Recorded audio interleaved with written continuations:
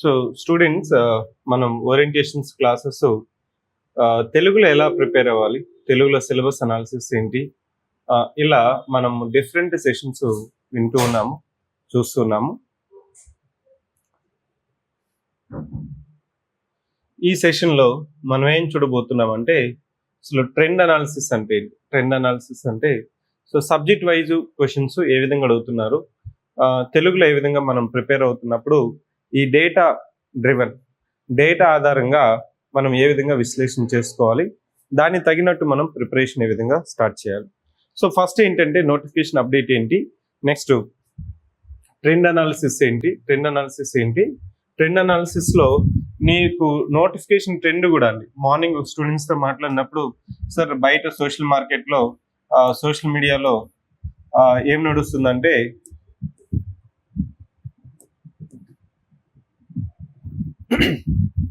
Social మీడియాలో ఏం చెప్తున్నారంటే ఫిలిమ్స్కి 45 days టైం ఇస్తారు, మెయిన్స్కి ఎక్కువ రోజులు టైం ఇవ్వరు, 60 daysలోనే పెట్టారు.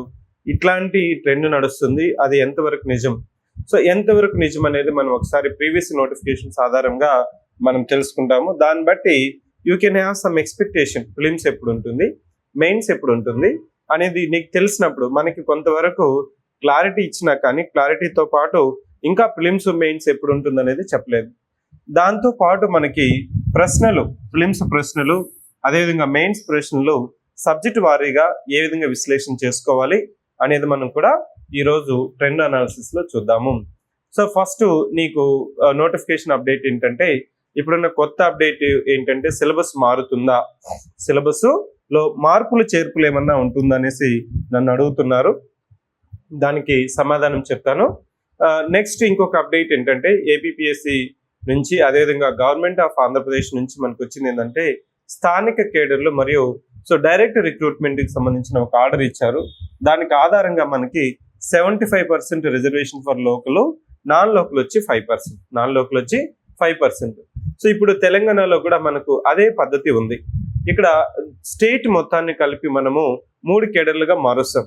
Zonal cadre, multi zone, state cadre. So multi జోన్లో మొన్న తెలంగాణలో ఏమైందంటే మనకి స్టేట్ వైడ్ కేడర్లు తీసేసి డిప్యూటీ కలెక్టర్లు, డిఎస్పీలు కూడా మల్టీ జోన్ కేడర్ ఇచ్చారు. సో మల్టీ జోన్ వల్ల ఉపయోగం ఏంటి అంటే నీకు కాంపిటీషన్ ఆ మల్టీ జోన్లోనే ఉంటుంది. So you belongs to local in that respect to multi zone 1. So ఇప్పుడు మనకి ప్రజెంట్ ఆంధ్రప్రదేశ్లో ఎన్ని మల్టీ జోన్స్ ఉన్నాయి? 2 మల్టీ జోన్స్ ఉన్నాయి. మొత్తం 6 జోన్స్ ఉన్నాయి. సో జోన్ వైజ్ కూడా ఏ జిల్లాలు ఇక్కడ వస్తాయి అనేది కూడా ఇక్కడ నీకు మెన్షన్ చేశాను. సో ఇక్కడ నీకు మల్టీ జోన్ 1 అయితే for example if you belongs to so Visakhapatnam అయినప్పుడు నువ్వే జోన్ అవుతాయంటే zone 1, multi zone 1. So multi zone 1లో నీకు అక్కడున్న పోస్టులకు అంతా 95% లోకల్ అవుతావు. ఇక్కడ మల్టీ జోన్ 2లో నువ్వు నాన్ లోకల్ అవుతావు. అంటే దాని అర్థం ఏంటంటే నాన్ లోకల్ అంటే దాని అర్థం ఏంటంటే వేరే స్టేట్ కాదు, వేరే జోన్ కావచ్చు, వేరే మల్టీ జోన్ కావచ్చు. ఇతరులంతా కలిపి నాన్ లోకల్ కింద కూడా వచ్చేస్తారు. దీనివల్ల అడ్వాంటేజ్ ఏంటంటే ఇప్పుడు లోకల్ కాంపిటీషన్ మాత్రమే ఉంటుంది. లోకల్ కాంపిటీషన్ అంటే జోనా, మల్టీ జోనా, ఆ జోన్లో నేను కాంపిటీషన్ అవుతాను. మొన్న జరిగినప్పుడు నీకేమైనా అర్థమైందంటే స్టూడెంట్కి ఒకవేళ నీకు డిప్యూటీ కలెక్టర్ నీకు టాప్ 5లో వచ్చావు, మల్టీ జోన్ 1లో నీకు డిప్యూటీ కలెక్టర్ రాలేదు, మల్టీ జోన్ 2లో నీకు నాన్ లోకల్ కింద డిప్యూటీ కలెక్టర్ వచ్చే స్కోప్ కూడా ఉంటుంది. అంటే దాని అర్థం ఏంటంటే ఈ లోకల్ క్యాడర్ సిస్టమ్ వల్ల Andhra Pradesh is having 2 states it self, multi zone 1 and multi zone 2. So multi zone 2లో గుంటూరు నుంచి నీకు శ్రీ సత్యసాయి డిస్ట్రిక్ట్ వరకు నీకు మల్టీ జోన్స్గా నువ్వు చెప్తాము. నెక్స్ట్ ఈ యొక్క ట్రెండ్ అనాలిసిస్ యొక్క మెయిన్ ఇంటెన్షన్ ఏంటంటే మనకి పరీక్షా విధానం ఇంకా అర్థం చేసుకోవడం ఉపయోగపడుతుంది. ప్రయారిటీ ఏంటి, సో ప్రిలిమ్స్ ప్రయారిటీ ఏంటి, మెయిన్స్ ప్రయారిటీ ఏంటి, సో అనవసరమైన అంశాలని నీకు తెల్లం తెలుస్తుంది. సో నీ యొక్క టైం మేనేజ్మెంట్ అనేది ఎఫెక్టివ్గా అవుతుంది. దీనివల్ల నీకు సిలబస్ వ్యాస్ట్గా ఉంది, ఎక్కువ ఉంది, దేన్ని ఫోకస్ చేయాలి, దేన్ని ఫోకస్ చేయకూడదు, ఇప్పుడున్న మనకి ఈ నోటిఫికేషన్కి నేను ప్రిపేర్ అవ్వలేనా, ఇట్లాంటి క్వశ్చన్స్ కంతా ట్రెండ్ అనాలిసిస్ నుంచి కొంతవరకు నీకు చాలా ఉపయోగకరం. చాలా కాదండి, కొంతవరకు కాదు, చాలా వరకు నీకు ఉపయోగకరం.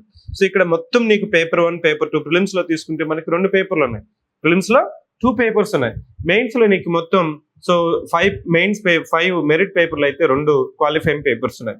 సో ప్రిలిమ్స్ కి వచ్చిన తర్వాత లాస్ట్ టైం కూడా ప్రిలిమ్స్ పాస్ అయ్యే వాళ్ళు ఉపయోగించిన స్ట్రాటజీ ఏంటంటే పేపర్ 2 కి కొద్దిగా ఫోకస్ చేసి పేపర్ 1 ని సో మేబీ ఒక 2 సబ్జెక్ట్స్ చదువుకొని వెళ్ళి so they use to get the 75 marks and 80 marks. Sir అదే ట్రెండ్ నేను ఈ అటెంప్ట్ లో ఉపయోగించవచ్చా అంటే, if you are strong in mental ability, నువ్వు స్ట్రాంగ్ గా ఉన్నావు, భయం లేదంటే నీకు ఆ స్ట్రాటజీ వర్క్ అవుతుంది. లేదు సార్ మెంటల్ ఎబిలిటీ అంతంత మాత్రం అంటే ఆ స్ట్రాటజీ అనేది నువ్వు నమ్ముకోలేము. సో ట్రెండ్ అనాలిసిస్ లో ఫస్ట్ నోటిఫికేషన్ ట్రెండ్ అనాలిసిస్ ఒకసారి చూద్దాము. ఈ నోటిఫికేషన్స్ 2016, 18, 22, 23 నోటిఫికేషన్స్. సో 22 నోటిఫికేషన్ ఒకసారి గమనించినట్లయితే ఈ 22 నోటిఫికేషన్ మనకి నోటిఫికేషన్ తేదీ వచ్చి సో ఆల్మోస్ట్ నీకు ఎప్పుడు ఇచ్చారంటే సో 2022 9th మంత్ అంటే ఇప్పుడు now year in June month. So June, July, August, September. So September month లో నీకు నోటిఫికేషన్ ఇచ్చారు. సెప్టెంబర్ నోటిఫికేషన్ లో 92 వేకెన్సీస్ కి ఇచ్చారు. ప్రిలిమ్స్ చూసుకుంటే నీకు సో నీకు ఎన్ని మంత్స్ టైం ఇచ్చారండి, చూడండి. సో ఆల్మోస్ట్ నీకు సో సెప్టెంబర్ అయిపోతే అక్టోబరు, నవంబరు, డిసెంబర్ అంటే ఎన్ని months? 3 months it is given for prelims exam. 3 months it is given for prelims exam. Similarly మనకి ఈ డిసెంబర్ లో ఇచ్చిన 2023 లో ఇచ్చిన నోటిఫికేషన్ మార్చ్ లో ఎగ్జామ్ జరిగింది. సో ప్రిలిమ్స్ కి ఎంత టైం ఇచ్చారు? ఇక్కడ కూడా ఆల్మోస్ట్ 3 months టైం ఇచ్చారు. సో దీన్ని బట్టి నీకు అర్థం చేసుకోవాల్సింది ఏంటంటే ప్రిలిమ్స్ కి 80 days నుంచి 90 days వరకు నీకు నోటిఫికేషన్ నుంచి మనకి ఎగ్జామ్ వరకు ఉండే స్కోప్ ఉంటుంది. సార్ దానికంటే ఇప్పుడున్న సోషల్ మీడియాలో చాలా తక్కువ టైం ఉంటుందంట, ఎందుకంటే జాబ్ క్యాలెండర్ ముందే చెప్పేశారు కాబట్టి ఈసారి మేము తక్కువ టైం ఇచ్చినా కానీ సో ఎలాంటి పిటిషన్స్ రావు. ఇవంతా కాదు. ఎప్పుడైనా కానీ నోటిఫికేషన్కి వచ్చేటప్పుడు మనకి ప్రిలిమ్స్ కి 80 days నుంచి 90 days కి టైం అనేది ఉంటుంది. నెక్స్ట్ ఇక్కడ చూడండి మెయిన్స్ ఎప్పుడు జరిగింది అంటే మెయిన్స్ నీకు థర్డ్ జూన్ నుంచి సో 10th June వరకు ఇచ్చారు. అంటే జనవరి, ఫిబ్రవరి, మార్చ్, ఏప్రిల్, మే ఆల్మోస్ట్ 5 months నీకు ఇక్కడ మెయిన్స్ అనేది ఇచ్చారు. 5 months అనేది ఇక్కడ మెయిన్స్ కి ఇచ్చారు. కానీ 2023లో నీకు ప్రిలిమ్స్ మార్చ్ లో జరిగితే మెయిన్స్ నెక్స్ట్ ఇయర్ మేలో జరిగింది. సో ఇక్కడ నేను చెప్పదలుచుకునేది ఏంటంటే ఇక్కడ ఇంకొక నోటిఫికేషన్ 2016 నోటిఫికేషన్ గమనించినట్లయితే మనకి మేలో ప్రిలిమ్స్ జరిగితే మెయిన్స్ పరీక్షలు మనకి ఎప్పుడు జరిగాయండి? సెప్టెంబర్ లో జరిగాయి. సో అంటే జూన్, జూలై, ఆగస్ట్, సెప్టెంబర్ ఇక్కడ కూడా 100 days టైం అనేది ఇచ్చారు. 100 days అనేది టైం ఇచ్చారు. సో మెయిన్స్ కూడా దాదాపు 90 days నుంచి 100 days అనేది లాస్ట్ 3-4 నోటిఫికేషన్స్ నేను అబ్జర్వ్ చేసినట్లయితే ప్రిలిమ్స్ కి మెయిన్స్ కి నీకు చెప్పదలుచుకున్నాను. సార్ దేనికంటే తక్కువ ఇచ్చేస్తారంటే తక్కువ ఇచ్చేస్తే ఏం చేసేది ఏం లేదని, కానీ ఎప్పుడు నీ మైండ్ సెట్ ఎలా ఉండాలంటే నీకు పాజిటివ్ గా సో గత నోటిఫికేషన్సే నీకు ప్రామాణికం. ఓల్డ్ నోటిఫికేషన్స్ యొక్క నుంచి మనం ఏం నేర్చుకుంటాం అనేదే మన యొక్క ఇంటెన్షన్. సో ఇప్పుడు నువ్వు అర్థమైంది కదా, ప్రిలిమ్స్ కి ఎంత టైం ఇవ్వచ్చు? 80 days నుంచి 90 days ఇవ్వచ్చు. మెయిన్స్ కి వచ్చిన తర్వాత సో 90 days నుంచి 100 days వరకు I'm saying based on the previous four notifications ఆధారంగా నేను చెప్పాను. నెక్స్ట్ సార్ ప్రశ్నల విధానం ఏ విధంగా ఉంది అనేది ఒకసారి నువ్వు గమనించినట్లయితే, ఏ విధంగా ఉంది అనేసి ఒకసారి అబ్జర్వ్ చేసినట్లయితే 2024 లో నీకు జరిగిన ఎగ్జామ్ జరిగినట్లయితే సో మొత్తం క్వశ్చన్స్ కి డైరెక్ట్ స్టేట్మెంట్ 240 క్వశ్చన్స్ కి నీకు 60 క్వశ్చన్స్ మాత్రమే డైరెక్ట్ ఉన్నాయి. రిమైనింగ్ అంతా multi statement 2 statement, 3 statement, 4 statement, 5 statement, matching pairing చూడండి, అలా దాదాపు 25 క్వశ్చన్స్ ఇచ్చారు. సో దీన్ని బట్టి నీకు అర్థం అయింది ఏంటంటే నీకు లాస్ట్ టైం కూడా చెప్పాను. సో ప్యాటర్న్ అనేది నీకు ఏమర్థం అవుతుందంటే, ప్యాటర్న్ నుంచి నువ్వు నేను నేర్చుకోవాల్సింది ఏంటంటే, ప్యాటర్న్ మల్టీ స్టేట్మెంట్ అయితే, మల్టీ స్టేట్మెంట్ అంటే మోర్ దాన్ వన్ స్టేట్మెంట్, ఒకటి కంటే ఎక్కువ స్టేట్మెంట్స్, ఎక్కువ అంటే ఒకటి కంటే ఎక్కువ స్టేట్మెంట్స్ ఉన్న క్వశ్చన్స్ కి నువ్వు చదివేటప్పుడే హెక్సాగోనల్ అప్రోచ్ లో నువ్వు చదువుకోవాలి. హెక్సాగోనల్ అప్రోచ్ అంటే నీకు 6 పాయింట్స్ నోట్ చేసుకోవాలి. ఒక కాన్సెప్ట్ చదువుతున్నావు, ఒక టాపిక్ చదువుతున్నావు, ఒక ఇష్యూ చదువుతున్నావు, దాని గురించి మినిమం అండ్ మాక్సిమం 6 పాయింట్స్ నువ్వు నేర్చుకోవాలి. ఆ 6 పాయింట్స్ నువ్వు నోట్ చేసుకోవాలి, చదువుకోవాలి, గుర్తుపెట్టుకుంటే అప్పుడు నీకు మెయిన్స్ ఎట్లా అడిగినా ప్రిలిమ్స్ ఎట్లా అడిగినా కానీ నీకు ఈజీ అవుతుంది. నెక్స్ట్ నేను చెప్పాలనుకున్నది ఏంటంటే పేపర్ 1. సో పేపర్ 1లో ఇప్పుడు నీకు క్లియర్ గా ఉంది. ముందంతా ఎలా ఉండేదంటే 2017లో నీకు సబ్జెక్ట్ వైజ్ క్లియర్ గా ఉండేది కాదు, క్లియర్ గా సబ్జెక్ట్ వెయిటేజ్ అనేది లేదు. సో కానీ 22-24లో ఈ ఎగ్జామ్స్ కి నీకు ఏంటంటే, మొత్తం పేపర్ 1లో 4 సబ్జెక్ట్స్ ఉన్నాయి. పేపర్ 1లో 4 సబ్జెక్ట్స్ ఉన్నాయి. సో చరిత్ర మరియు సంస్కృతి, హిస్టరీ అండ్ కల్చర్, చరిత్ర మరియు సంస్కృతిలో నీకు 30 క్వశ్చన్స్ వస్తాయి, 30 మార్క్స్ ఉన్నాయి. 30 questions 30 marks. Next Indian polity, భారత రాజ్యాంగం, రాజకీయం, సామాజిక న్యాయం, ఇంటర్నేషనల్ రిలేషన్స్, అంతర్జాతీయ సంబంధాలు. ఇది మనకి పాలిటీ, సొసైటీ, ఐఆర్ అంటాము. సో రాజ్యాంగము, రాజకీయము, సామాజిక న్యాయం, సామాజిక అంశాలు, అంతర్జాతీయ సంబంధాలు కలిపి నీకు 30 క్వశ్చన్స్ 30 మార్క్స్. నెక్స్ట్ భారత ఆర్థిక వ్యవస్థ గురించి నీకు కూడా ఇక్కడ నీకు రెండిటి, AP economy, Indian economy. Sir AP ఎకానమీకి ఎంత వెయిటేజ్ ఉంది అంటే ఇక్కడ నీకు 5 to 6 మార్క్స్ కంటే ఏపీ ఎకానమీకి లేదు, మెయిన్ గా ఇండియన్ ఎకానమీకే ఉంది. నెక్స్ట్ భౌగోళిక శాస్త్రంలో మొత్తం 30 క్వశ్చన్స్. సో దేర్ఫోర్ ఫిలిమ్స్ లో పేపర్ 1లో నీకు ఉన్నది ఏంటంటే subject wise. So subject wise నీకు 4 సబ్జెక్ట్స్ ఉన్నాయి. 4 సబ్జెక్ట్స్ నుంచి 30 క్వశ్చన్స్ 30 మార్క్స్.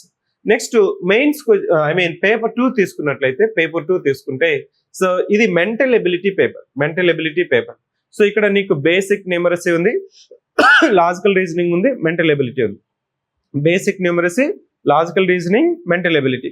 మనం ఏదైతే క్యాంపస్ ప్లేస్మెంట్స్ కి మీరు ప్రిపేర్ అయి ఉంటారో, అర్థమెటిక్, రీజనింగ్, సో ఇది చదువుకొని ఉంటారో, ఈ సిలబస్ చదువుకొని ఉన్న వాళ్ళకి ఇది మ్యాథ్స్ సిలబస్ కాదు, ప్యూర్ మ్యాథ్స్ సిలబస్ కాదు, జనరలైజ్డ్ సిలబస్, సాధారణ గణిత శాస్త్రం అంటే మీరు 10th క్లాస్లో ఏదైతే నేర్చుకుని ఉంటారో దానికంటే ఒక +2 లెవెల్లో నీకు ఇక్కడ క్వశ్చన్స్ అనేది ఉంటాయి. అంటే పర్సంటేజెస్, నిష్పత్తులు, ప్రపోర్షను, ఈ యావరేజెస్, సో సగటు, టైమ్ అండ్ డిస్టెన్స్, సమయము మరియు ఈ time and distance, time and velocity, ఇట్లాంటివంతా ఉన్నాయి చూసారా. ఇవంతా కలిపి నీకు 60 క్వశ్చన్స్ ఇచ్చారండి. ఈ 60 క్వశ్చన్స్ ఇక్కడ స్టూడెంట్స్ ఫాలో అయ్యే ఒక స్ట్రాటజీ ఏంటంటే, సార్ నాకు పేపర్ 2లో ఈ మెంటల్ ఎబిలిటీ ప్రిసైజ్ గా సిలబస్ తక్కువగా ఉంది, దాన్ని ఫోకస్ చేస్తే నేను పేపర్ 2 నుంచి ఇక్కడ కానీ పేపర్ 2లో 60 మార్క్స్ 40 మార్క్స్ తెచ్చుకొని, పేపర్ 1లో కొన్ని సబ్జెక్ట్స్ చదువుకొని, పేపర్ 2లో ఉన్న కరెంట్ అఫైర్స్ అదేవిధంగా సైన్స్ అండ్ టెక్నాలజీ చదువుకొని వెళ్ళి నేను ప్రిలిమ్స్ కొట్టేస్తాను. ఆ స్ట్రాటజీ కొంతవరకు వర్క్ అయినా కానీ పేపర్ 1లో ఉన్న సబ్జెక్ట్స్ నీకు మెయిన్స్ సబ్జెక్ట్స్ అని, పేపర్ 2లో నీకు ఇక్కడున్న సబ్జెక్ట్స్, ఇక్కడ మెంటల్ ఎబిలిటీ మళ్ళీ నీకు మెయిన్స్ లో రాకపోయినా ఇది నెగ్లెక్ట్ చేస్తున్నావు అంటే, ఇది నెగ్లెక్ట్ చేసి ఒకవేళ పేపర్ 1 డిఫికల్ట్ గా వస్తే అది కూడా నీకు రిస్కే. సో దేర్ఫోర్ నేను చెప్పేది ఏంటంటే, పేపర్ 1లో ప్రిలిమ్స్ పేపర్ 1లో సబ్జెక్ట్స్ నువ్వు కానీ పట్టుంటే మెయిన్స్ లో నీకు ఉపయోగపడుతుంది. పేపర్ 2 ఇక్కడికి వచ్చిన తర్వాత if you are from non maths background, by maths అంటే భయము ఉన్న వాళ్ళు కూడా ఇక్కడ కనీసం 30 నుంచి 35 క్వశ్చన్స్ ఈ 60 క్వశ్చన్స్ లో చేసే విధంగా ఉంటేనే నీకు ప్రిలిమ్స్ అనేది మంచి స్కోర్ వస్తుంది. ప్రిలిమ్స్ ఇక్కడ మంచి స్కోర్ అంటే బెస్ట్ స్కోర్ తెచ్చుకోమని కాదు, 240కి 200 తెచ్చుకోమని కాదు, కనీసం నీకు ఎలా వచ్చినా గానీ పేపర్ నువ్వు సో క్వాలిఫై అవ్వాలి. ప్రిలిమ్స్ అయితేనే కదా నువ్వు మెయిన్స్కి వెళ్తావు, అర్థమవుతుందా?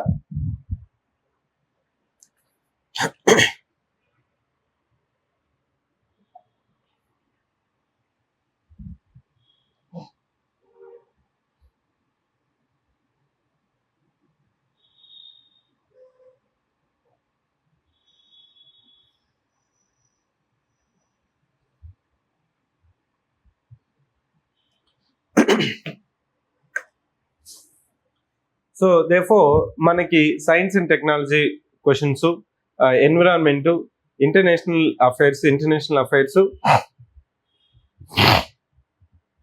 ఇక్కడ మీరు అబ్జర్వ్ చేయాల్సింది ఏంటంటే ఇంటర్నేషనల్ అఫైర్స్ ఇక్కడ పేపర్ 1లో కూడా ఉంది. సో అది కొద్దిగా ఓవర్లాపింగ్ అవుతుంది. సో ఇంటర్నేషనల్ రిలేషన్స్ వల్ల నీకు పేపర్ 2 కరెంట్ అఫైర్స్, పేపర్ 1లో నీకు ఇక్కడ చూడండి అంతర్జాతీయ సంబంధాలు, ఇక్కడ కూడా నీకు ఓవర్లాప్ అవుతుంది. సో కరెంట్ అఫైర్స్ చదివే వాళ్ళు నేషనల్, ఇంటర్నేషనల్, ఏపీ స్పెసిఫిక్ చదివేటప్పుడు మై సజెషన్ ఏంటంటే give more importance to international relations. అంతర్జాతీయ సంబంధాలకి మనం ఎక్కువ ప్రయారిటీ ఇవ్వాల్సిన అవసరం ఉంది. సో ప్రిలిమ్స్ నుంచి నేను చెప్పేది ఏంటంటే ప్రిలిమ్స్లో ఎంత స్కోర్ తెచ్చుకోవాలనేది మన చేతుల్లో ఉండదు, నీ చేతుల్లో ఉండదు. పేపర్ను బట్టి డిసైడ్ అవుతుంది. సో పేపర్ టఫ్గా వెళ్ళిందంటే కట్ ఆఫ్ అనేది 60 కూడా, లాస్ట్ టైం 58, 62 కూడా కట్ ఆఫ్ అనేది ఆగింది. సో ఈసారి కూడా అలాంటి కట్ ఆఫ్ ఉంటుందా అనేది మనం చెప్పలేము. కానీ నీకున్న స్ట్రాటజీ ఏంటంటే పేపర్ 1లో ఆ 4 సబ్జెక్ట్స్ ఉన్నాయి కదా. So history, polity, geography, so economy, ఈ 4 సబ్జెక్ట్స్ వీలైనంత వరకు చదువుకోవాలి. ఎందుకు సార్ అంటే ఇదే సబ్జెక్ట్స్ మనకి మెయిన్స్లో ఉన్నాయి. పేపర్ 2ని మాత్రం మీరు నెగ్లెక్ట్ చేయకూడదు. పేపర్ 2లో మెంటల్ ఎబిలిటీ నుంచి సో మీరు మ్యాథ్స్ బాగా చేయగలను అనుకుంటే 40 అబోవ్ టార్గెట్ చేయండి. మ్యాథ్స్ అంతంత మాత్రమే అనుకుంటే మాత్రం 30-35 టార్గెట్ చేయండి. So current affairs, science and technology, dynamic part, precise syllabus అది ఒక 2 సార్లు మనము compilation latest 8 months current affairs సంబంధించి నువ్వు కానీ చదువుకున్నావంటే అక్కడ కూడా ఈ 60 మార్క్స్కి 30 మార్క్స్ అనేది వచ్చేస్తుంది. అంటే ఒక స్టూడెంట్ ప్రాపర్గా చదివితే పేపర్ 2 నుంచే నీకు సో 60 నుంచి 65 మార్క్స్ వస్తాయి. పేపర్ 1లో ఒక 45 మార్క్స్ వస్తే నీకు 100 నుంచి 110 మార్క్స్ అనేది మనం పేపర్ 1 నుంచి పేపర్ 2 ప్రిలిమ్స్కి మనం ముందుకెళ్ళచ్చు. Next now let's focus on మెయిన్స్లో ప్రశ్న సరళి ఏ విధంగా ఉంటుంది. సో జనరల్ ఎస్ఏకి వచ్చిన తర్వాత మనకు తెలిసింది జనరల్ ఎస్ఏలో మనం మొత్తం 3 ఎస్ఏలు రాయాలి. సో ఈ 3 ఎస్ఏలు రాసేటప్పుడు సెక్షన్ 1, సెక్షన్ 2 ప్రతి సెక్షన్లో కూడా మనకి 3 అంశాలు ఇస్తాడు. ఆ 3 అంశాల్లో ఒక అంశం రాయాలి. సో ఇక్కడ ఎస్ఏ టాపిక్స్ మాత్రము, తెలియని టాపిక్ రాదు. ఫర్ ఎగ్జాంపుల్ నీ చుట్టూ ఇప్పుడు మనకి ఏదైతే న్యూస్లో రిపీటెడ్గా మీరు ఒక సాధారణ తెలుగు న్యూస్ ఛానల్ చదువుతూ ఉంటే వారానికి ఏదో ఒక అంశము రిపీటెడ్గా 5 సార్లు 6 సార్లు వేస్తూ ఉంటారు. అదే ఎస్ఏ టాపిక్. ఫర్ ఎగ్జాంపుల్ చూడండి, మనకి జనగణన న్యూస్లో ఉందా? సో జనగణన న్యూస్లో ఉంది. నెక్స్ట్ ఇరాన్, ఇజ్రాయెల్ అంతర్జాతీయ సంబంధాలు, Ukraine Russia crisis, demographic dividend జనాభా బాధ్యం, అంటే పెరుగుతున్న పాపులేషన్. మన ఆంధ్రప్రదేశ్ గవర్నమెంట్ కూడా ఏం చెప్తుందంటే ఎక్కువ మంది జనాభాని ప్రొడ్యూస్ చేయాలి. మనము ఇప్పుడు జనాభాని తగ్గిపోతున్నారు, రీప్లేస్మెంట్ రేట్ కంటే తక్కువ అయిపోతున్నారు. జనాభా తగ్గిపోతే సమాజం సమతుల్యత దెబ్బతింటుంది. సో జనాభాను పెంచండి, ఒకరు వద్దు, 2 ముద్దులు, 3 అయితే ఇంకా మంచిది అనేది కూడా చెప్తున్నారు. అంటే దాని అర్థం ఏంటంటే మనకి జనాభా సో ఈ సమతుల్యత ఉండాలి. జనాభా సమతుల్యత లేకపోతే ఇప్పుడు ఒకప్పుడు ఏమనుకున్నానంటే ఓవర్ పాపులేషన్, జనాభా అధికంగా ఉండడమే పేదరిక నిస్పృశ్యతకి కారణము అని చెప్పుకునేవాళ్ళు. ఇప్పుడు ఏం చెప్తున్నాము, జనాభా అనేది వనరులు, వాటికి కావాల్సిన స్కిల్ డెవలప్మెంట్ పెంచి మనం వాటి నుంచి కూడా మనము సో అభివృద్ధిని సాధించవచ్చు అని చెప్తున్నాం. సో ఎస్ఏ టాపిక్ వచ్చిన తర్వాత ప్రశ్నలు ఏ విధంగా వస్తున్నాయంటే మనకి న్యూస్లో ఏదైతే అంశాలు రిపీటెడ్గా ఉన్నాయో అదే అంశాల మీద మనకి ప్రశ్నలు వస్తున్నాయి. సో ఇక్కడ నీకు చూడండి, ఇదే ఆర్థిక అంశం కావచ్చు, పర్యావరణం కావచ్చు, లింగ సమానత్వం, నీటి సంరక్షణ, ఆంధ్రప్రదేశ్లో పర్యాటకం, మహమ్మారులు అంటే పాండమిక్స్, మళ్ళీ ఇప్పుడు ఎబోలా క్రైసిస్ అనేది ఒకటి వస్తుంది. సో ఇప్పుడు చూడండి, ఈ రోజు ఎస్ఏ అంశాలు మనం తీసుకున్నట్లయితే నీటి ఎద్దడి మళ్ళీ మొదట అవుతుంది. ఎల్లినో ప్రభావము, సో మనకి నైరుతి ఋతుపవనాల యొక్క ద్వారా వర్షపాతం అంతంత మాత్రమే ఉండబోవచ్చు. రాబోయే కాలంలో నీటి ఆధారిత పంటలు తగ్గించి సో వర్షాధారిత పంటలకి మళ్ళాల్సిన అవసరం ఎంతైనా ఉంది. ఇట్లా నీకు ఏదైతే అంశాలు రిపీటెడ్గా మనకి న్యూస్లో ఉన్నాయో వాటి మీద నువ్వు ఒక 6 పేజెస్ నుంచి 8 పేజెస్ రాయగలిగితే ఎస్ఏ పేపర్ అనేది నీకు నీ చేతిలో ఉంటుంది. ఇంకా చెప్పాలంటే ప్రతి సెక్షన్ లో ఇచ్చిన 3 అంశాలు తెలిసినవి ఉంటాయి. తెలిసినవి ఉన్నా కానీ ఎందుకు రాయలేకపోతున్నారు స్టూడెంట్ అంటే ముందే ఎస్ఏ ప్రాక్టీస్ చేయకపోవడం వల్ల. సో ఎస్ఏ ప్రాక్టీస్ చేసావంటే నీకు ఆటోమేటిక్ గా పేపర్ 1 లో ఎలాంటి ఇష్యూ లేదు. నెక్స్ట్ పేపర్ 2 తీసుకుంటే మెయిన్స్ లో భారతదేశం, ఆంధ్రప్రదేశ్ చరిత్ర మరియు సంస్కృతి. ఇక్కడ ఇండియన్ హిస్టరీ, ఏపీ హిస్టరీ, అదేవిధంగా కల్చర్ కూడా, హిస్టరీ అండ్ కల్చర్. సో చరిత్రతో పాటు సంస్కృతి కూడా ఈక్వల్ ఇంపార్టెన్స్ ఇవ్వాలి. మనము సమాన ప్రాధాన్యత ఇవ్వకపోతే సంస్కృతికి, నువ్వు జస్ట్ పొలిటికల్ హిస్టరీనే నేర్చుకుని వెళ్ళావు, చదువుకొని వెళ్ళావు, దానికోటి మీద దృష్టి సాధించావు. సో సంస్కృతి చరిత్ర మీద నువ్వు దృష్టి సాధించలేదంటే మినిమం హిస్టరీలో సమ్ క్వశ్చన్స్ నీకు పోయినట్లే. సో పేపర్ 2 నుంచి నేను చెప్పాలనుకున్నది ఏంటంటే it is not history paper, it is history culture. Sir history culture అంటున్నారు, దానికి ఏమైనా స్పెషల్ గా ప్రిపేర్ అవ్వాలా? లేదండి. సో ఇప్పుడు ఏం చెప్తున్నామంటే హిస్టరీ చదివేటప్పుడే ఆ కాలంలో ఫర్ ఎగ్జాంపుల్ గుప్తుల కాలము, సో మౌర్యుల కాలము, అదేవిధంగా సో వేదిక కాలంలో మలివేద కాలము, తొలివేద కాలము, సింధు నాగరికత, ఇట్లాంటి కాల సమయంలో కాలానుక్రమంగా సంస్కృతి ఏ విధంగా పరిణామం చెందింది అనేది నువ్వు ప్రాముఖ్యత దృష్టి సాధించి చేసినప్పుడే నీకు ఇక్కడ తెలుస్తుంది.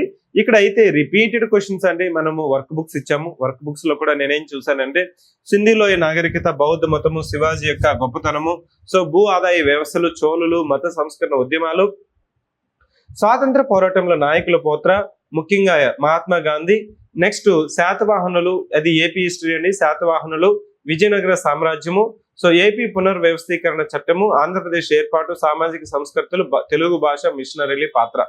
సో ఇప్పుడు కూడా మనకి ఆంధ్రప్రదేశ్ పునర్వ్యవస్థీకరణ చట్టం 2014 గురించి 2014లో ఉన్న చెప్పబడిన అంశాలు ఈ 2026 అంటే 12 మాసాలు ఒక పుష్కర కాలం అయిపోయినా కానీ ఇంకా మనము పునర్వ్యవస్థీకరణ చట్టంలో అంశాలు ఇంకా మనం పరిష్కారం చేసుకోలేదు, అలా మిగిలిపోయినాయి.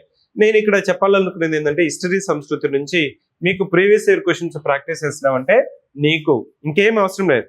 ప్రతి సెక్షన్ నుంచి 50 క్వశ్చన్స్ ప్రాక్టీస్ చేసామంటే సెక్షన్ ఏ నుంచి 50, సెక్షన్ బి నుంచి 50, నెక్స్ట్ సెక్షన్ 3లో నీకు మొత్తం కలిపేది ఏంటంటే మొత్తం జాగ్రఫీ మొత్తం కల్పించారు.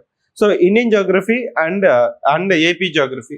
ఇక్కడ ఏం చెప్తున్నామంటే Indian geography and AP geography మొత్తం కనిపించినట్లయితే ఈ పేపర్ 2లో నీకు జాగ్రఫీ మీద కొంతవరకు డైనమిక్ గా అడిగినా కానీ హిస్టరీ క్వశ్చన్స్ ఏదైతే ప్రశ్నలు అడుగున్నారో గతంలో వాటిని నువ్వు ప్రాక్టీస్ చేసినావు అంటే చాలని.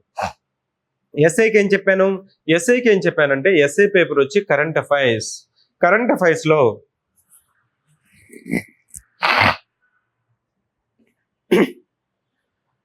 ఎస్ఐ టాపిక్ వచ్చిన తర్వాత కరెంట్ అఫైర్స్ కి ఏదైతే ముఖ్యం ఉంటుందో, కరెంట్ అఫైర్స్ ప్రాధాన్యత ఉంటుందో వాటి మీద ఫోకస్ చేస్తే ఎస్ఐ అనేది అవుతుంది. సో హిస్టరీ, జాగ్రఫీ మాత్రం అడిగిన ప్రశ్నలే మళ్ళీ అడుగుతున్నారండి. సో ఇక్కడ భౌగోళిక శాస్త్రం, భూగోళ శాస్త్రంలో మాత్రం మీరు మ్యాప్ పాయింటింగ్ అనేది ఎక్కువ ఫోకస్ చేయాలి. Next paper 3. So paper 3 is your governance, law and ethics. So మొత్తం ఇక్కడ ఎథిక్స్ పేపర్ అంటే కొద్దిగా ఇబ్బంది పడుతుంటారు. ఎథిక్స్ పేపర్ మీద ఏ విధంగా అడుగుతున్నారు. నెక్స్ట్ అదే విధంగా స్టాటిక్ పోర్షన్ అయిన సెక్షన్ 1, సెక్షన్ 2. ఈ సెక్షన్ 1లో అయితే నీకు సో ఉన్న ప్రశ్నలే ప్రజెంట్ ఏవి న్యూస్ లో ఉన్నాయి. సో గవర్నర్ యొక్క పాత్ర, సమైక్య వ్యవస్థలో ఉన్న సమస్యలు, సవాళ్ళు, సో 73, 74 రాజ్యాంగ సవరణకు సంబంధించిన అంశాలు, యూనిఫామ్ సివిల్ కోడ్ అంటే ఏక పౌర స్మృతి, నెక్స్ట్ ఒకే దేశం ఒకే ఎన్నిక, మహిళా రిజర్వేషన్లు, సో ఎస్సీ ఎస్టీకి సంబంధించిన ప్రత్యేకమైన నిబంధనలు, ఇవంతా మనకి గతంలో అడిగిన ప్రశ్నలే.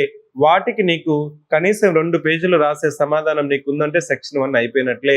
సెక్షన్ 2 గమనించినట్లయితే ఇది కొంతవరకు మనకి డైనమిక్ గా ఇంప్లిమెంటేషన్ ఉంటుంది. డైనమిక్ గా ఇంప్లిమెంటేషన్ అంటే ఏదైతే న్యూస్ లో ఉన్నాయో అందుకోసమే పేపర్ 3 నుంచి పేపర్ 1 నుంచి పేపర్ 4 నుంచి పేపర్ 5కి వీటిలో మెయిన్ గా ఎక్కువ ఫోకస్ అంతా మెయిన్స్ లో న్యూస్ పేపర్లు ఏదైతే మనకి రిపీటెడ్ గా వస్తూ ఉన్నాయో ఆ అంశాలను నువ్వు అవగాహన చేసుకోవాలి, వాటి మీద పట్టు సాధించాలి. న్యూస్ పేపర్ని అర్థం చేసుకోవాలంటే ఫస్ట్ నీకు ప్రాథమిక అంశాలు, మౌలిక అంశాలు నీకు మైండ్ లో గుర్తుండాలా. అది నీకు సెక్షన్ 2. సెక్షన్ 3కి వచ్చిన తర్వాత జనరల్ గా ఏం చెప్తుంటారంటే సార్ ఎథిక్స్ పేపర్ మనకి యూపీఎస్సీకి ఉంది, అదేవిధంగా గ్రూప్ 1కి ఉంది, మెటీరియల్ లేదని చెప్తున్నారండి. మెటీరియల్ కాదు, మనం రిలీజ్ చేసే మెటీరియల్. ఇక్కడ కేస్ స్టడీస్ కి ఎక్కువ ఫోకస్ అయ్యాలి. కేస్ స్టడీస్ ఎక్కువ ఫోకస్ అయ్యాలి. కేస్ స్టడీస్ అంటే ఏంటంటే ఇప్పుడు మనకి నిన్ననే ఒక న్యూస్ అనేది రిపీటెడ్ గా న్యూస్ లో మనకి ఉంది. సో గాదే సాయి కృష్ణ కేసు, కృష్ణలంకలో జరిగిన, విజయవాడ దగ్గర జరిగిన కృష్ణలింక్ లో జరిగిన అలెజ్డ్ లాకప్ డెత్. ఇంకా ఎందుకంటే మనం ప్రభుత్వాలు దాన్ని ఇంకా సమర్థించలేదు. సో ప్రభుత్వం ఇంకా మనకి అక్కడ లాకప్ డెత్ జరిగిందని చెప్పకపోయినా మనకున్న ఇన్ఫర్మేషన్ న్యూస్ పేపర్ నుంచి వచ్చింది మరి నిజం అనుకుంటే అక్కడ మనకి హ్యూమన్ రైట్స్ వైలేషన్స్, మానవ హక్కుల వైలేషన్స్ ఏ విధంగా జరిగిందనేది ఇట్లాంటి కేసెస్ మనకి న్యూస్ లో వచ్చినప్పుడు దాంట్లో ఉన్న అంశం ఏమిటి అంటే ఏంటంటే జవాబుదారీతనం, లెక్కలేనితనం, చట్టాన్ని చేతిలోకి తీసుకోవడం. ఒక పోలీస్ అధికారి చేయాల్సిన పని ఏంటి? ఇన్వెస్టిగేషన్ చేసి ఛార్జ్ షీట్ కోర్టుకి సమర్పించడం మాత్రమే. అంతేగాని అతను తప్పు చేస్తాడు, అతనే నిర్దోషి అనేసి నువ్వు చట్టాన్ని చేతిలో తీసుకొని అతన్ని నువ్వు శిక్షించే అధికారం నీకు లేదు. ఆ రీస్ట్రెయింట్, ఆ పరిమితి, ఆ అధికారాలు నీకు తెలుసుకోకపోతే నీకేమవుతుందంటే మన భారతదేశంలో ప్రజాస్వామ్యంలో ఉన్నట్లు కాదు. సో పోలీసు రాజ్యం, ఇదేమి రాజ్యం అనేసి మనకి నినాదాలు తీయడం కాదు. ఇట్లాంటివి చూసినప్పుడు మనకి అవి నిజమేమో అనే అనిపించేవి కాదండి, కనిపించే సందర్భాలు మనకు అప్పుడప్పుడు కనిపిస్తూ ఉంటాయి. వాటిని నోట్ చేసుకొని ఆ అంశంలో ఏమి నైతిక కోణం లోపించింది అనేది నువ్వు రాయగలిగినప్పుడు అప్పుడు నీకు కేస్ స్టడీస్ అంటే నువ్వు వెళ్ళి రీసెర్చ్ చేసి నువ్వు కేస్ స్టడీ చేసి దాని నుంచి రాయమని కాదు. ఉన్న కేస్ స్టడీ నుంచి నువ్వు ఏమి ఉదాహరణ చెప్తున్నావు అనేదే ఇక్కడ పేపర్ 3. నెక్స్ట్ పేపర్ 4 తీసుకుంటే పేపర్ 4లో నీకు ఈ ప్రశ్నల యొక్క ధోరణి కానీ అబ్జర్వ్ చేసినట్లయితే, గమనించినట్లయితే నీకు ఫౌండేషన్ బేసిక్ కాన్సెప్ట్స్ కానీ పట్టున్నట్లయితే అప్పుడు ఆర్థిక వ్యవస్థకు సంబంధించిన అంశాల మీద నీకు అవగాహన చేసుకునే అర్థం అనేది ఉంటుంది. అగైన్ నేను ఏం చెప్తున్నానంటే ఇక్కడ so AP economy, Indian economy, అదేవిధంగా మనకి డెవలప్మెంట్ కి సంబంధించిన కొన్ని అంశాలు.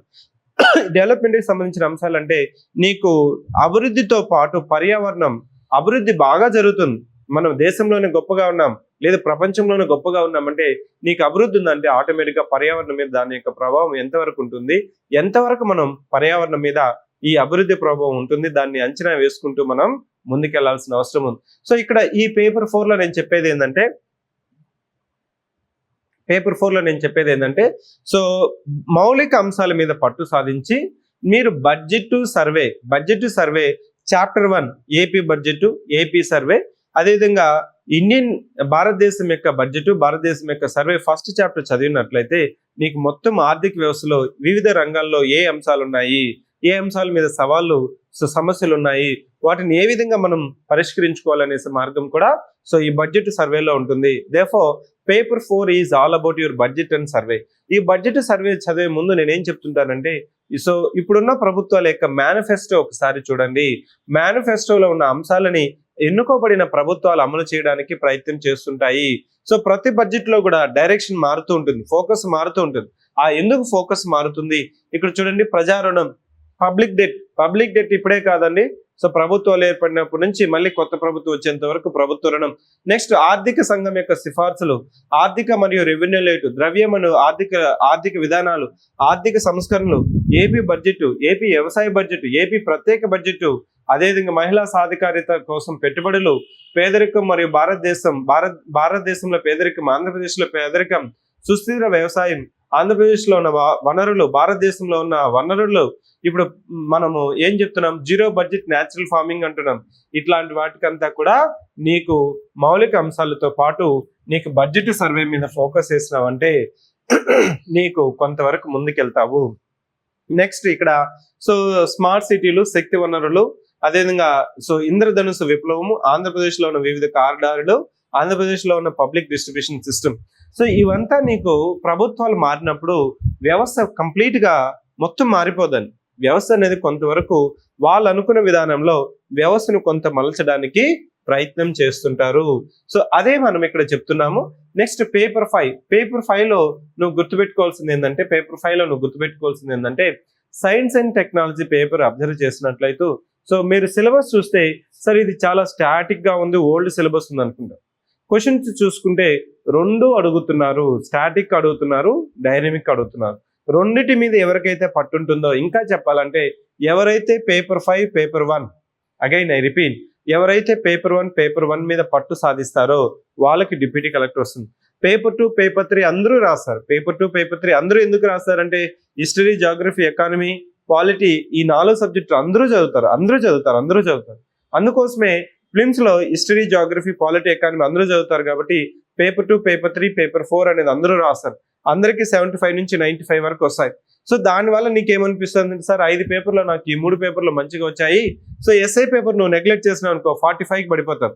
ఈ science and technology paper neglect చేసినావు అంటే నువ్వు 55కి పడిపోతావు.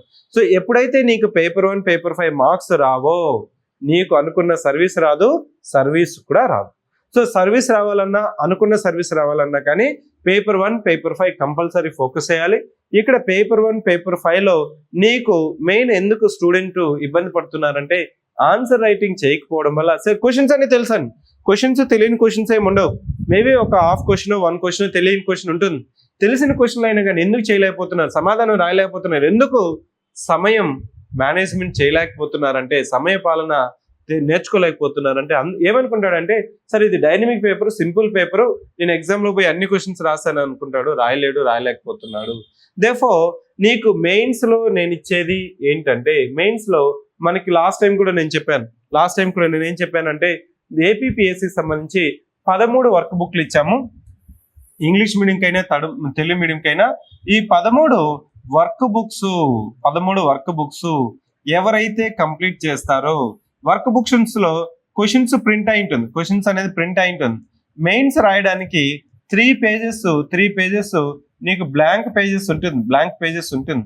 నువ్వేం చేయాలంటే ఏదైతే సబ్జెక్ట్ కంప్లీట్ అవుతుందో, ఏదైతే సబ్జెక్ట్ నువ్వు చదువుతున్నావో వాటికి సంబంధించిన ప్రశ్నలు తీసుకుని సమాధానాలు చూసుకునేసి ప్రతిరోజు 2 క్వశ్చన్సా, 3 క్వశ్చన్సా, 4 క్వశ్చన్సా, 5 క్వశ్చన్సా నువ్వు టైం పెట్టుకొని నువ్వు రాయగలిగితే, ఫస్ట్ లో రాసేటప్పుడు టైం పెట్టుకోవాల్సిన అవసరం లేదు.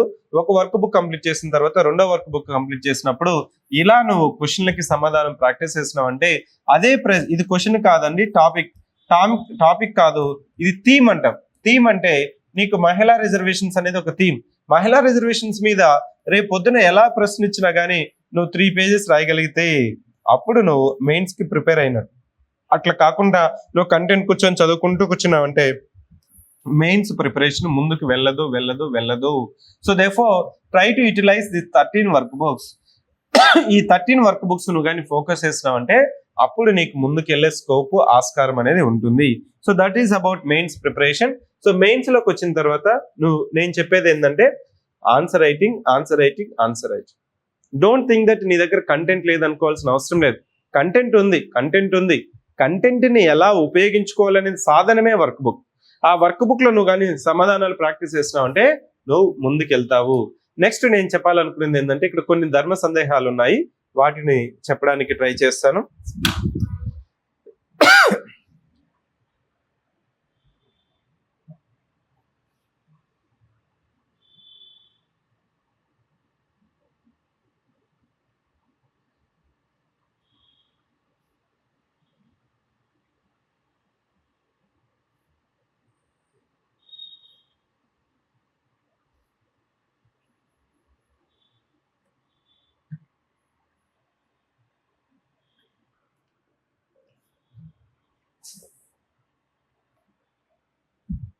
సో ఈ మెయిన్స్ వర్క్ బుక్ లో మీకు కొంతవరకు ఏంటంటే అండర్లైనింగ్ చేయొచ్చా, హైలైటింగ్ చేయొచ్చా, స్పెషల్ మార్క్స్ ఏంటి, మీకు క్వశ్చన్ పేపర్ మీద ఏం మెన్షన్ చేశారంటే you have to write with ball point pen తో మాత్రమే రాయాలి.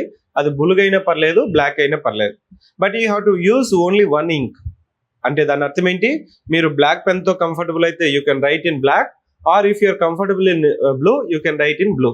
But you should not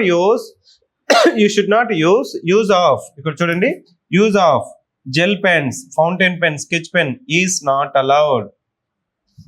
next ఇక్కడ question paper is set in English and translated in Telugu. English version will be taken final. దాని అర్థం ఏంటంటే నీకు క్వశ్చన్ ట్యాగ్స్ కొద్దిగా నీకు అర్థం కావాలంటే కొన్ని పేపర్లు, ఇప్పుడు డిస్కషన్ అన్నా లేకపోతే ఎక్స్ప్లెయిన్ అన్నా, ఎలాబొరేట్ అన్నా, ఎలుసిడేట్ అన్నా, నీకు తెలుగులో అన్నిటికీ వివరించండి అనేస్తుంటారు. వీటికి కొంత డిఫరెన్స్ ఉంటుందని, వాటికి సరైన పదం తెలుగులో లేకపోయినా కానీ క్వశ్చన్ ట్యాగ్ మాత్రం ఇంగ్లీష్లో చూసి రాయాలి. అదొక పాయింట్. నెక్స్ట్ ఇక్కడ sir highlighting, putting special marks. What is main by highlighting putting marks? Special putting marks అంటే మొన్న ఒక పేపర్ చూశాను, ఇంజనీరింగ్ పేపర్ లేకపోతే ఇంటర్మీడియట్ పేపర్ అనుకుంటా. అతను ఏం రాస్తున్నాడు అంటే, సో ఒక మాస్టర్ని ఎవరైతే పేపర్ కరెక్షన్ చేస్తున్నారో అతన్ని దేవుడిగా బొమ్మ రాసి, అతన్ని పేపర్ కలెక్షన్ చేసే అతన్ని దేవుడిగా రాసి, అతని ముందర ఇతను ఒక భక్తునిగా చెప్తూ, అయ్యా నాకు తల్లిదండ్రులు లేరు, నువ్వు పాస్ చేస్తేనే నా జీవితం పాస్ అవుతుంది, కాబట్టి నన్ను మీకు భక్తుడిగా అనుకొని నా పేపర్ని ఏం రాసినా కానీ మన్నించి నన్ను పాస్ చేయగలుగా మన్నవి అని రాస్తారు. అంటే ఏంటంటే దాని అర్థం, అట్లాంటి స్పెషల్ మార్క్స్ పెట్టకూడదు, అట్లాంటి హైలైటింగ్ చేయకూడదు. నీ యొక్క ఐడెంటిటీని, నీ పేరుని, నీ యొక్క రోల్ నెంబర్ని, మొబైల్ నెంబర్ని, అడ్రస్ని, నీ యొక్క జెండర్ని తెలిసే విధంగా నువ్వు సమాధానాల్లో పెట్టకూడదు. సరే అండర్లైనింగ్ చేయించా అంటే లాస్ట్ టైం ఏం చేస్తారంటే అండర్లైనింగ్ విత్ ద, ఇక్కడ చూడండి, in view of multiple representations received. So ఇక్కడ ఏం చేశారంటే, ఇప్పుడు ప్లెయిన్ పేపర్ మాత్రమే ఇస్తున్నాము, ప్లెయిన్ వైట్ పేపర్ మాత్రమే ఇస్తున్నాము, రూల్డ్ పేపర్ ఇవ్వట్లేదు. Underlining with same ball point pen is allowed. It means underlining is not considered as highlighting. Underlining అనేది అలౌ చేశారు. APPSC is not allowing gel pens, other ink pen or water is damaging. అంటే మీకు booklet ఏమవుతుందంటే, నీకు కొన్నిసార్లు ఆ booklets అట్నే preserve చేస్తారు. సో బుక్లెట్స్ ని ప్రిజర్వ్ చేస్తారు కాబట్టి ఆ బుక్లెట్ లో నువ్వు ఒకవేళ జెల్ పెన్స్, ఫౌంటైన్ పెన్స్ వాడినప్పుడు నీ ఆన్సర్ బుక్లెటే కాదు, పక్కనోడ ఆన్సర్ బుక్లెట్ కూడా పోతుంది. కాబట్టి బాల్ పాయింట్ పెన్ మాత్రమే వాడాలి. నెక్స్ట్ ఇంకా ఏం చెప్తున్నామంటే, use of sketch pen will be considered as a malpractice. Sketch pen కూడా మనము వాడకూడదు. సో దేర్ఫోర్ ఇప్పుడు ఏంటంటే, అండర్లైనింగ్, మీరు బాల్ పాయింట్ పెన్ బ్లూతో రాస్తున్నారు, బ్లూతో రాసేటప్పుడు బ్లూ ఇంక్ తోనే అండర్లైన్ చేసుకోవచ్చు, బ్లాక్ తో రాస్తున్నారు, బ్లాక్ తోనే అండర్లైన్ చేసుకోవచ్చు. సార్ పెన్సిల్ వాడచ్చా, స్కెచ్ పెన్ వాడచ్చా, మిగిలిన వాటి గురించి ఏమీ ఇక్కడ నీకు ఇవ్వలేదు. Okay, is it clear? Next సాధారణ సందేహాలు మీకు ఇంతకుముందు చెప్పాను. దీని గురించి మనం ఏం చెప్తున్నామంటే, మెయిన్స్ ఎగ్జామినేషన్ హాల్లో సో ఓన్లీ పెన్సిల్, ఇక్కడ ఎరేజరు, కొన్ని వాటిలో నీకు చూడండి, candidates may carry black, blue or ball point pen only. Hall tickets, valid original photo, ID card, ఇవి. ఓకే, ఇది మనకి మీకు అంత సిగ్నిఫికెంట్ ఏం కాదు. So this is about trend analysis. So trend analysis నుంచి ప్రిలిమ్స్ కి ఏం చేయాలి? ఈ రోజు నుంచి ప్రిలిమ్స్ కి నువ్వు చదువుతుంటే ప్రిలిమ్స్ లో నీకు పేపర్ 1 లో 120 క్వశ్చన్స్ ఉన్నాయి, పేపర్ 2 లో 120 క్వశ్చన్స్ ఉన్నాయి. పేపర్ 2 లో నీకేం చెప్తున్నాను, పేపర్ 2 లో నీకు మెంటల్ ఎబిలిటీ ఉంది 60 క్వశ్చన్స్, కరెంట్ అఫైర్స్ 30, అదేవిధంగా సైన్స్ అండ్ టెక్నాలజీ 30. ఇక్కడ 4 సబ్జెక్ట్స్ ఉన్నాయి, 30 × 4 120. నేను చెప్పేది ఏంటంటే, ఈ మెంటల్ ఎబిలిటీ క్వశ్చన్స్ ని మీరు కంప్లీట్ గా నెగ్లెక్ట్ చేయకూడదు. సో నాన్ మ్యాథ్స్ స్టూడెంట్స్ ఏం చేస్తున్నారంటే, ఎవరైతే బైపీసీ ఇట్లా డిగ్రీ చదివిన వాళ్ళు, సార్ ఇది మెంటల్ ఎబిలిటీ మ్యాథ్స్ సబ్జెక్ట్ అని ఒక అపోహతో ఉన్నారు. ఇక్కడ నీకు సింపుల్, ఈ పేపర్ 2 ని కొద్దిగా ఎఫర్ట్ పెడితే నీకు మెంటల్ ఎబిలిటీకి 40 క్వశ్చన్స్, కరెంట్ అఫైర్స్ క్వశ్చన్స్ నుంచి 50, అదేవిధంగా సైన్స్ అండ్ టెక్నాలజీ నుంచి 15, ఈజీగా నీకు 60 నుంచి 70 క్వశ్చన్స్ నీకు అటెంప్ట్ చేసే స్కోప్ అనేది పేపర్ 2 నుంచి ఉంటుంది. పేపర్ 1 అనేది కంప్లీట్ గా నువ్వు పాలిటీ, హిస్టరీ, జియోగ్రఫీ, ఎకానమీ ఇవి చదువుతున్నా కానీ నీకు లాస్ట్ టైం జియోగ్రఫీ చాలా టఫ్ గా చేశాడు, ఎకానమీ కొద్దిగా ఈజీగా ఉన్నా కానీ పాలిటీ అదేవిధంగా జియోగ్రఫీ టఫ్ గా చేయడం వల్ల ఇక్కడ నీకు అటెంప్ట్ చేయడం అనే చదువున్నా కానీ మల్టిపుల్ చదువున్నా కానీ there is no guarantee that how the questions will be coming up. So ఇక్కడ నీకు 40 to 50 క్వశ్చన్స్ అటెంప్ట్ చేయగలిగినా, 40 క్వశ్చన్స్ కరెక్ట్ గా అటెంప్ట్ చేయగలిగినా నీకు సేఫ్ గా బెస్ట్ జోన్ లో నువ్వు ఉంటావు. Therefore don't neglect one paper for other paper in prelims exam. So civic centre లో ఇప్పుడు ప్రోగ్రామ్స్ ఏంటంటే, ఫిలిమ్స్ కమ్ మెయిన్స్ కాల్స్, అదేవిధంగా ఫిలిమ్స్ టెస్ట్ సిరీస్ ఈ సండే నుంచి స్టార్ట్ అయింది. మెయిన్స్ నైపుణ్యత అంటే ఇది daily answer writing programme which is very popular. ఇది ప్రిలిమ్స్ అయిపోయిన తర్వాత మనం మెయిన్స్ కి ప్రతిరోజు ఆన్సర్ రైటింగ్ ప్రోగ్రామ్ పెట్టాము. నెక్స్ట్ మెయిన్స్ మిషన్ 1000 ఏంటంటే వర్క్ బుక్ మెథడ్ అండి. ఈ వర్క్ బుక్స్ ని ఆధారంగా నువ్వు ఒక 1000 క్వశ్చన్స్ మెయిన్స్ కి ప్రాక్టీస్ చేయడం ఎలా అనేది మిషన్ 1000. సో నెక్స్ట్ ఇంటర్వ్యూకి మనము ముఖాముఖి ప్రోగ్రామ్ లాస్ట్ టైం కూడా కండక్ట్ చేసాము. ఇక్కడ మనకి నెక్స్ట్ మండే నుంచి సోమవారం నుంచి మన క్లాసెస్ ఫౌండేషన్ క్లాసెస్ ఉంటాయి. ఈ ఫౌండేషన్ క్లాస్ ఏంటంటే ప్రతి సబ్జెక్ట్ కి ఒక 2.5 hours మనం ఫౌండేషన్ క్లాస్ తీసుకొని ఆ సబ్జెక్ట్ మీద ఇంకా ఇప్పుడు నేనేం చెప్పాను, ఓవరాల్ గా ఏ విధంగా అడుగుతున్నారు క్వశ్చన్స్ అని చెప్పాను. ఫౌండేషన్ క్లాస్ లో రెస్పెక్టివ్ సబ్జెక్ట్ ఫ్యాకల్టీ ఏం చెప్తారంటే ఆ ప్రశ్నలు ఆ సబ్జెక్ట్ లో ఏ విధంగా క్వశ్చన్స్ వస్తున్నాయి, సబ్జెక్ట్ వెయిటేజ్ ఏంటి, సబ్జెక్ట్ లో ఉన్న సిలబస్ ఏంటి, సబ్జెక్ట్ లో ఉన్న పరిభాష అంటే టర్మినాలజీ ఏంటి,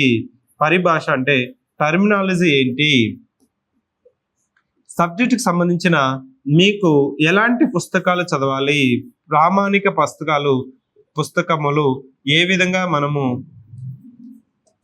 వాడుకోవాలి.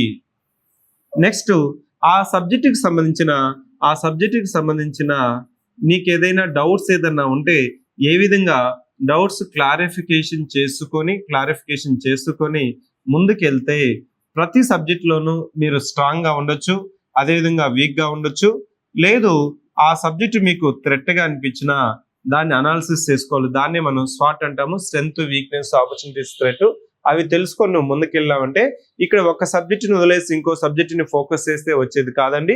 ఉన్న సబ్జెక్ట్స్ లో కూడా ఏదైతే స్ట్రాంగ్ ఉంటావో దాన్ని ఇంకా స్ట్రాంగ్ చేసుకోవడము, ఏదైతే వీక్ ఉంటావో దాన్ని కనీసం ఒక యావరేజ్ లెవెల్కి తీసుకెళ్ళామంటే కంపల్సరీ నీకు గ్రూప్ 1 సర్వీస్ అనేది 100% వస్తుంది. సో తెలుగు మీడియంలో కూడా ఎందుకు లాస్ట్ టైం మేము తెలుగు మీడియం బయట పెట్టట్లేదు, బయట మనకి క్లాసెస్ కూడా చెప్పట్లేదు అంటే ఒక అపోహ అనేది క్రియేట్ చేశారు, ఒక మిత్ అనేది క్రియేట్ చేశారు. తెలుగులో చదివితే, తెలుగులో రాస్తే, తెలుగులో ప్రిపేర్ అయితే నీకు గ్రూప్ 1 సర్వీసు వస్తుందో రాదనేసి డౌట్ అనేది క్రియేట్ చేశారండి. లాస్ట్ టైం ఏపీ గ్రూప్ 1 లో కావచ్చు, తెలంగాణ గ్రూప్ 1 లో కావచ్చు, మనకి ప్రయత్నం చేస్తే ఫలితం అనేది ఉంటుంది. ఓకే, ఇంకా ఏమైనా డౌట్స్ ఉంటే online students please ask me. First online students తీసుకొని then I will take up online students.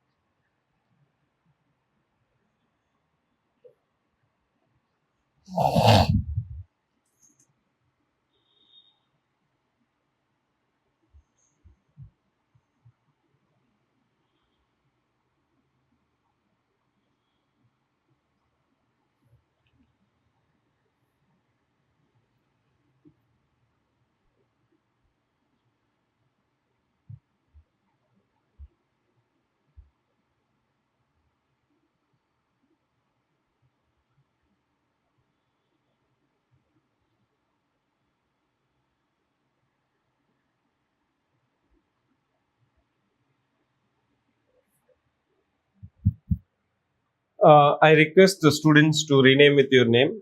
Vasireddy Sarita, Radha, Shivaji, Rishita, Anil Kumar, Gopal Krishna, Gauss, Vivo and Venkat. Please ask if you are having any doubts.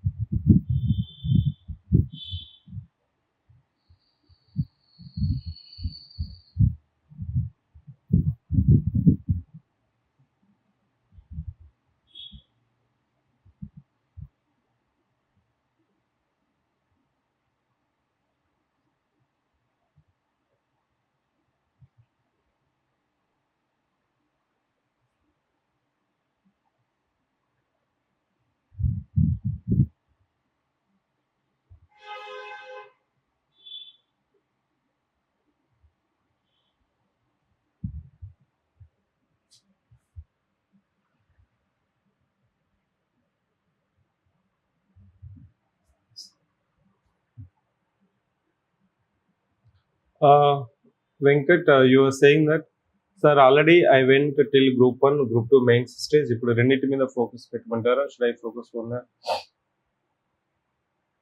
So Venkat, ఎప్పుడు రెండింటి మీద focus చేయడం అనేది advisable కాదు. మీకు descriptive exam రాయగలను అంటే you have to focus on group 1. Group 1లో నేను రాయగలను. లాస్ట్ టైము మెయిన్స్ నీకు తెలుసుంటుంది కదా, రాసేటప్పుడు ఏంటి ఇష్యూ అనేది. సో గ్రూప్ 2కి వచ్చిన తర్వాత మనకి ఎక్కువగా మల్టిపుల్ చాయిస్ క్వశ్చన్స్ మీద ఫోకస్ చేస్తాం.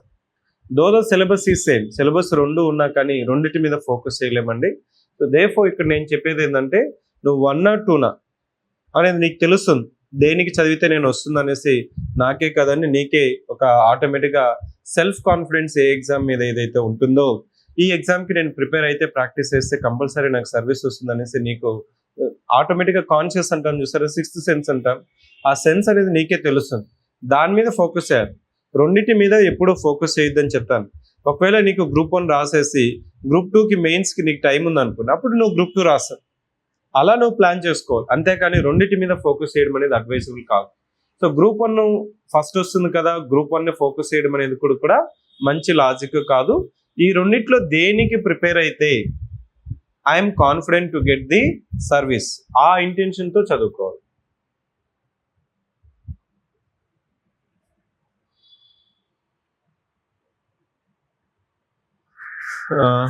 స్టూడెంట్స్, మీరు ఏమైనా మాట్లాడాలనుకుంటే you can ask me. Radha please, మిమ్మల్ని అడ్మిట్ చేస్తాను, మాట్లాడండి.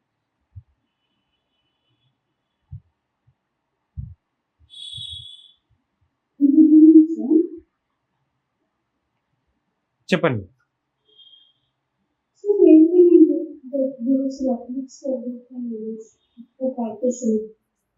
Wear can I get those workbooks?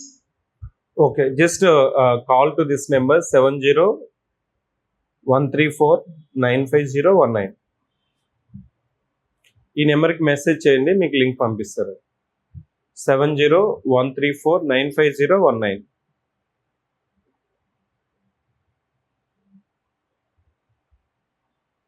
Is there any other question from your side, Miss Radha?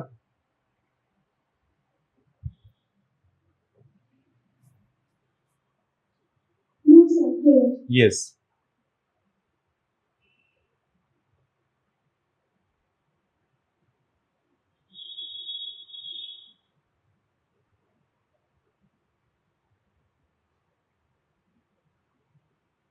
So any other doubts? Those students who are not having any doubts and clarifications, thank you for joining the session. I wish all the best. We'll meet in the classes.